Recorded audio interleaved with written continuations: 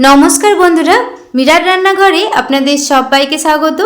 আজ বানাবো দারুণ স্বাদের খাস্তা মুচমুচে টিফিন রেসিপি। সিঙ্গারা খাওয়ার মন হলে ঝটপট এটা বানিয়ে নিতে পারবেন, খেতে দারুণ স্বাদের হয়। প্রথমেই কড়াই দিয়ে দেবো বেশ কিছুটা জল। এবার এর মধ্যে দিয়ে দিচ্ছি কেটে ধুয়ে নেওয়া কয়েকটা ফুলকপির টুকরো, আর দিচ্ছি একটা বড় সাইজের আলুকে এভাবে কেটে ধুয়ে নিয়েছি, সেটা দিয়ে দিলাম।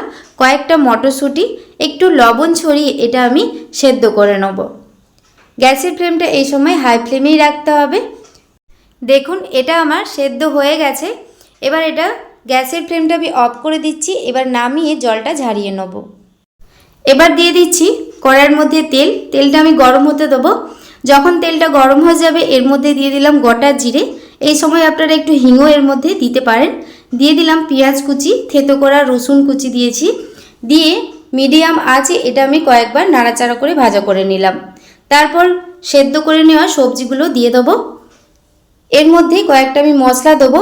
আগে দিয়ে দিলাম লবণ, দিয়েছি ধনের গুঁড়ো, চাট মশলা, জিরের গুঁড়ো, আর দিচ্ছি অল্প একটু হলুদ গুঁড়ো, আর দিচ্ছি লঙ্কা গুঁড়ো। দিয়ে গ্যাসের ফ্লেমটা মিডিয়াম টু হাই ফ্লেমে করে এটা এবার কষিয়ে নেব।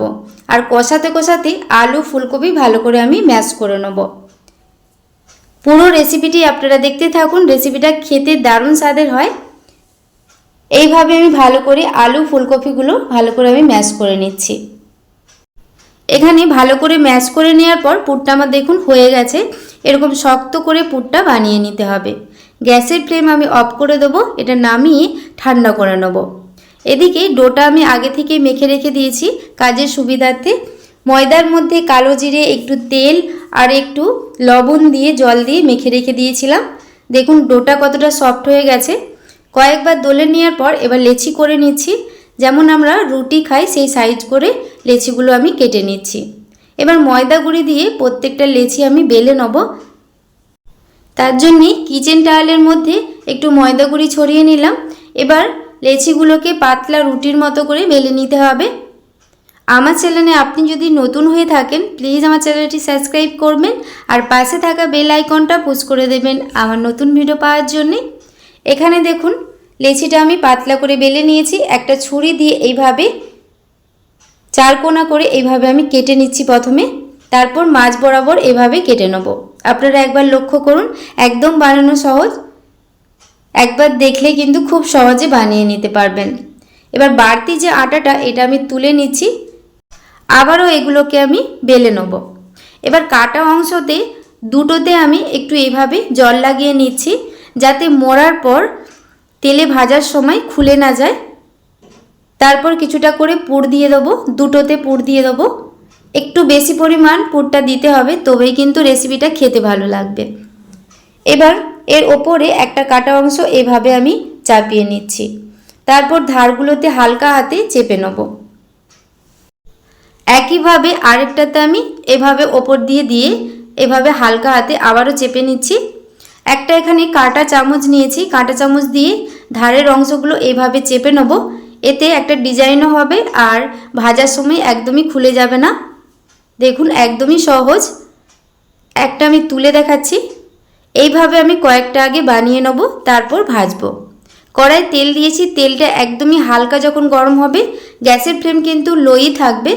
তারপর মোড়া আমি সিঙ্গারাগুলো দিয়ে দিচ্ছি। কয়েকটা দিয়ে দেওয়ার পর একটু অপেক্ষা করলে যখন দেখবেন এক সাইড হালকা ব্রাউন কালার করে ভাজা হয়ে গেছে, তারপর গ্যাসের ফ্লেম মিডিয়ামই থাকবে। উল্টে পাল্টে একটু সময় ধরে লাল লাল করে ভেজে নিতে হবে। ফেসবুক পেজ দিকে যদি আপনারা দেখে থাকেন প্লিজ আমার ফেসবুক পেজটা ফলো করে পাশে থাকবেন।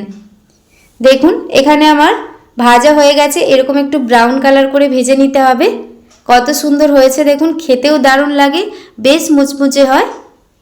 সন্ধেবেলার চা কফিতে বলুন বা টমেটো কেচাপ দিয়ে খেতে দারুণ লাগে। একইভাবে বাদবাকিগুলো ভেজে তারপর আপনাদের দিকে দেখাচ্ছি। একটা প্লেটের মধ্যে নিয়ে নিয়েছি। দেখুন কত সুন্দর হয়েছে। আপনারা বাচ্চাদের স্কুল টিফিনেও এটা কিন্তু দিতে পারেন। টমেটো কেচাপ দিয়ে কিন্তু খেতে দারুণ লাগে। আজকের এই রেসিপিটি আপনাদের কেমন লাগলো অবশ্যই কমেন্ট করে জানাবেন। রেসিপিটি ভালো লেগে থাকলে প্লিজ একটি লাইক কমেন্ট শেয়ার করবেন। ওখান থেকে একটা আমি কেটে দেখাচ্ছি কতটা খাস্তা মুচমুচে হয়েছে। বাড়িতে বানাবেন, খেতে দারুণ স্বাদের হয়। চলুন তাহলে আজকের মতো রেসিপিটি এই পর্যন্তই। সবাই খুব ভালো থাকবেন, সুস্থ থাকবেন, সাবধানে থাকবেন। ধন্যবাদ।